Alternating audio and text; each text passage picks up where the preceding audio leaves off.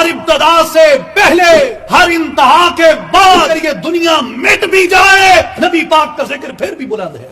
کہ نبی پاک علیہ الصلوۃ والسلام کے ذکر کی بلندی کی وہ صورت جو ہمارے ایمان کی تقویت کا باعث ہے وہ یہ ہے کہ قرآن مجید میں اللہ جل شانہ فرماتا ہے ان اللہ وملائکتہ یصلون علی النبی، کہ بے شک اللہ تبارک و تعالی اور اس کے فرشتے نبی اکرم صلی اللہ علیہ وآلہ وسلم کی ذات گرامی پہ ہر وقت درود اور سلام بھیجتے رہتے ہیں۔ تو نبی پاک صلی اللہ علیہ وآلہ وسلم کا ذکر مبارک تو اس بارگاہ میں ہوتا ہے جسے فنا نہیں، جس کی